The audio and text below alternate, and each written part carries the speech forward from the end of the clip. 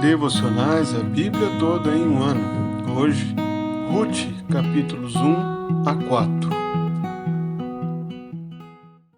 O livro de Ruth começa com uma história trágica.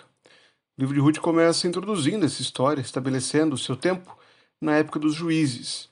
Nós vemos então a partida de Elimeleque, de Noemi, de seus filhos Malom e Quilion, para a região de Moabe.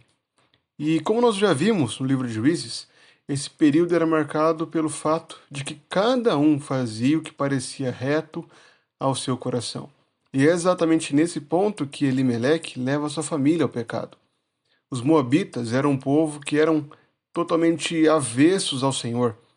Havia leis em Israel que proibiam a presença de moabitas no templo, no tabernáculo nessa época, proibia que Israel fizesse aliança com Moabe, justamente pelo contínuo pecado de Moabe, pela forma como Moabe tratou mal a Israel, foi inimigo de Israel, se opôs a Israel, foi um inimigo até no período do Êxodo.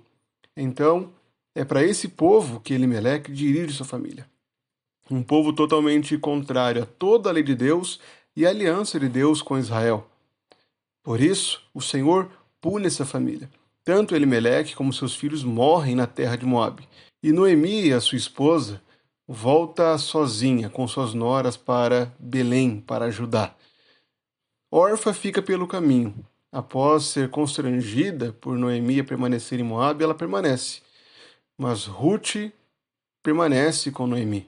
Acompanha, mesmo com a rejeição de Noemi, acompanha sua sogra de volta para sua terra, para Judá. O retorno de Noemi traz grande alvoroço à terra de Belém, mas o Noemi pede para ser chamada de Mara, mostrando justamente a amargura que havia no seu coração por conta de tudo aquilo que havia acontecido em Moabe. O capítulo 2 começa com uma mudança nessa história. Há uma introdução dizendo que neste período, entre o capítulo 1 e o capítulo 2, há uma introdução dizendo que era o período da colheita da cevada. E o capítulo 2 então narra a colheita de Ruth. Ruth vai até o campo de Boaz, que era um dos resgatadores dessa família, e ali ela é abençoada por Boaz, que faz todo o possível para que ela consiga colher muita cevada e assim levar alimento para a sua casa, para a sua sogra Noemi. O capítulo 3 mostra uma solução dada por Noemi para que Ruth conseguisse um marido.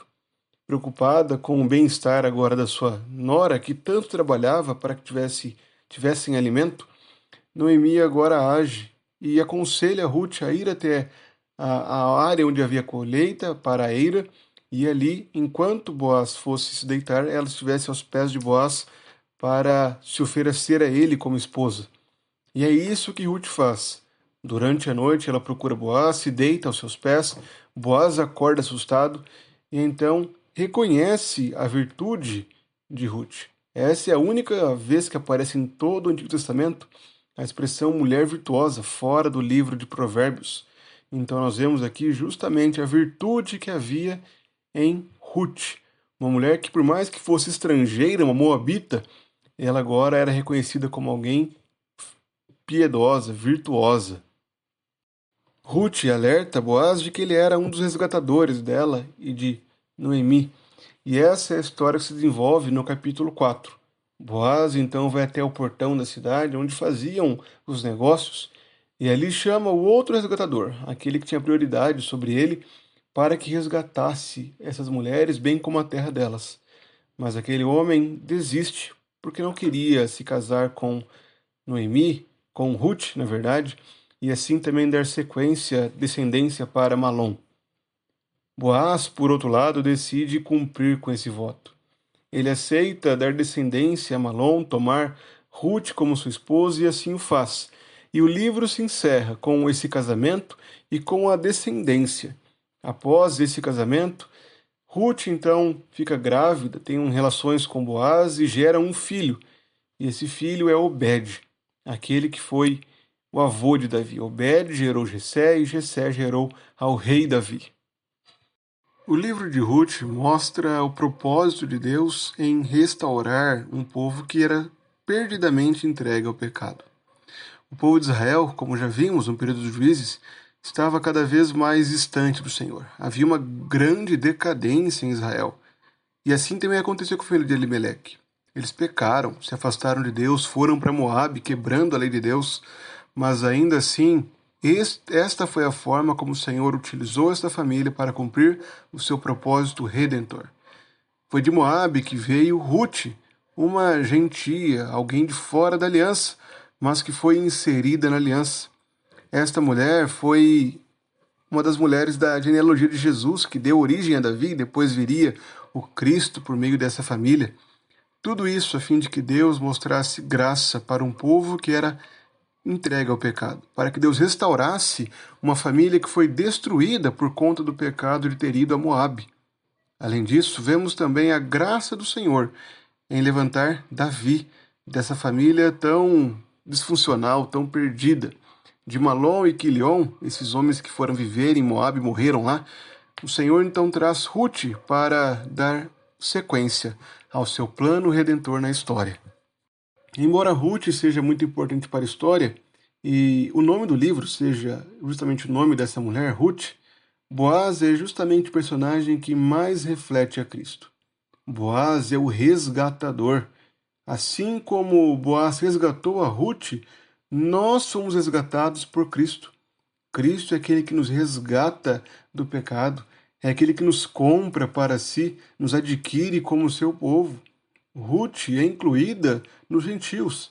Assim como Cristo veio para quebrar a parede de separação que separava judeus e gentios, Ruth já prenuncia aquilo que Cristo faria, sendo ela inserida na aliança com Deus. Além disso, Cristo nasce em Belém, e assim também é em Belém que começa a restauração dessa família, desse lar. É para Belém que Noemi volta, e assim o Senhor começa a reestruturar a sua vida. A própria conclusão do livro, mostrando o nascimento de Davi, indica que essa história é uma história da linhagem messiânica, de onde viria o Salvador Jesus Cristo. O livro de Ruth, portanto, nos confronta, nos chama para confiar na soberania de Deus, em saber que Deus conduz a história e cuida do seu povo. Devemos confiar em Deus, sabendo que Ele faz tudo para o seu propósito redentor. E por isso também devemos viver em fidelidade a Ele, em temor ao Senhor. Devemos andar em santidade. Não devemos seguir o mesmo exemplo de Elimeleque, de Noemi, de Malom e Quilion, que se afastaram do Senhor em tempos difíceis. Pelo contrário, devemos suportar as dificuldades em fidelidade ao Senhor, temendo a Ele, vivendo em santidade. Mas, acima de tudo, devemos depender de Cristo. Saber que Cristo é o nosso resgatador. É aquele que nos resgata do pecado. Sempre que lutamos contra o pecado, lutamos contra a nossa carne, buscamos santidade, devemos estar apoiados nessa certeza de que tudo que nós temos e precisamos foi alcançado por Cristo. E é nele que devemos buscar refúgio, pois ele é o nosso resgatador.